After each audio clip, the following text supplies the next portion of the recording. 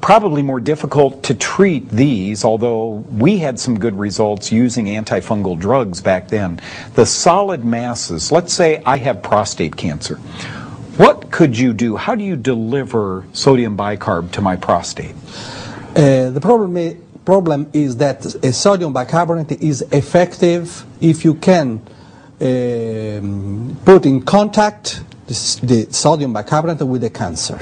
Okay. So you have to reach the cancer directly in the depth of the organism. So if you want to reach the prostate cancer, you have to locate before a catheter in the artery, the potenda artery or hypogastric artery that reaches the prostate.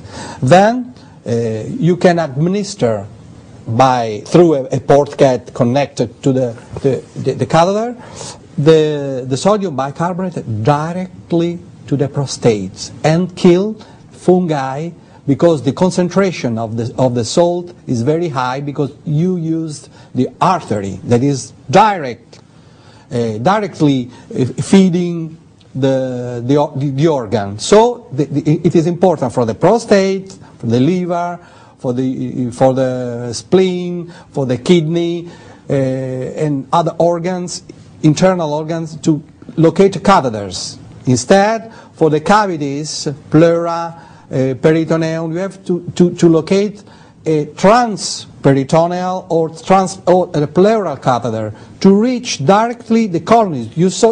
Have you seen the white lumps? Yes. If you wash the pleura, I have the result after 1 week. After 1 week, I can show you, all the pleura was red, and the lumps disappeared in 1 week. The pleura is amazing how it regressed, the cancer in the pleura. So this is a pleural cavity cancer.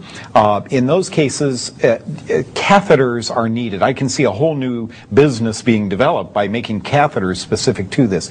One thing that overwhelms me as you're talking is the safety and the simplicity of this.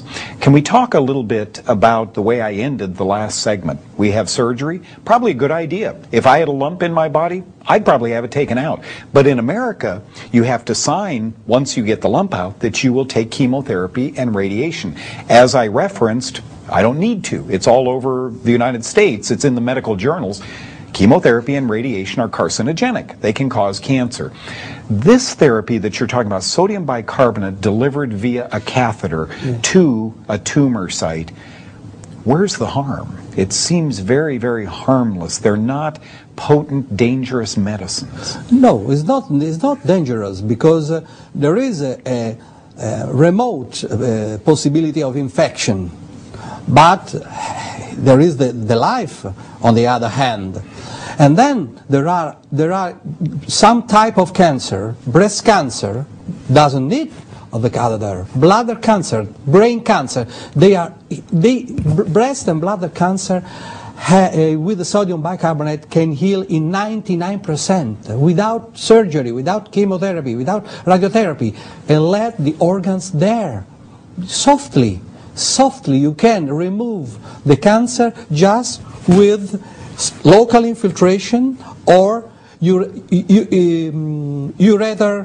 catheterization. So it's very simple. It's a harmless.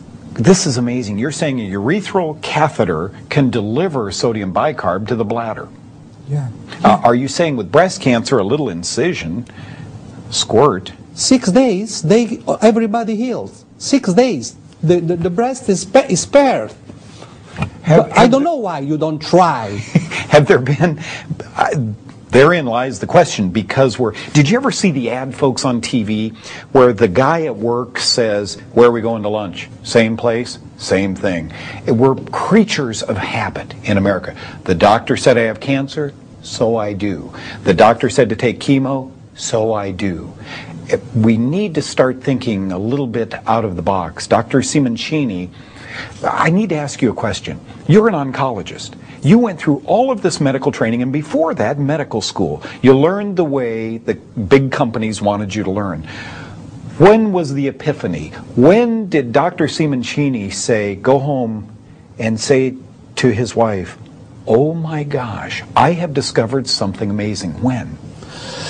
It was a long time ago, but the first step is that when I was at the first lesson of histology, and the professor told us, the big professor, the cancer is a mystery.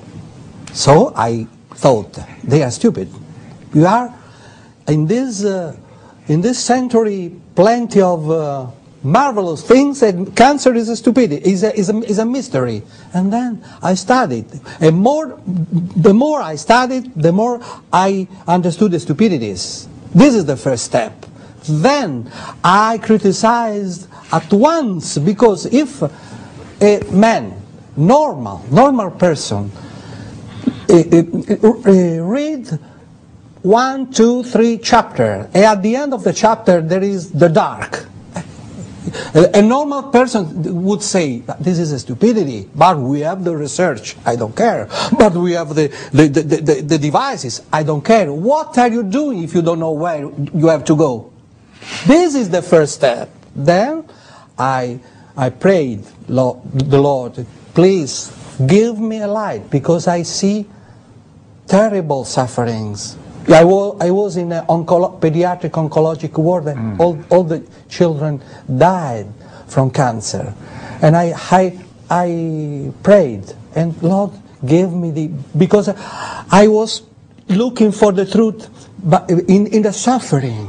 I was suffering looking when I was looking the poor children dying with chemo, with radiation, and so on. So, in a moment, I perceived that the psoriasis is a fungus, and the medicine said incurable fungus, uncurable fungus, uncurable tumor, uncurable fungus. Oh, Dr. Simonchini is with us today. I am touched by this. I feel like crying myself, because we see it every day. It affects our families. Maybe, just maybe, there's something we can do about it. Where does fungus come from? Oh boy, if cancer is a fungus, then what is a fungus? In other words, how do we get this fungus inside our body, or this yeast inside our body? Where do you think all of this starts after your years of research? There is an endemic. A big epidemic pollution, because the fungus is undervalued. But it is undervalued because it is not understood. So when something is difficult, the scientists say, oh, it is always in the cancer patients, but there is a big pollution. No, you have to know that in Japan there are 15 million people with the fungus in the toes. Onychomycosis, yeah. 15 millions in Japan. In Japan, how many people you can see with fungi, with the psoriasis and so on? This is the illness of the second millennium. So many other pathologies are made by the fungus. Multiple sclerosis. I agree. We have published that. Lateral sclerosis, amyotrophic lateral sclerosis. ALS? Yeah, they are all fungi. Yeah. You know, I published my findings at diabetes, that dermatologic conditions. I'm wondering if so many children today, you cry because these children are dying of cancer, and yet we're drugging them with SSRIs, right? Yeah. Antidepressants today, just drugging kids left and right, and Ritalin and so forth. And I have to wonder how much of this depression isn't just yeast mold growing through the body. Finally, you give us hope. You won't find many television companies that will allow this, and I'm sorry, from my heart, I have to tell you that we have let the American public down by not getting this information out to you. Do you see, when I started this show, 12, 15 years ago, know the cause, how important it was? Did you see the cancer today on the screen? Have you ever seen cancer before? Did you know cancers are white? Now you know why.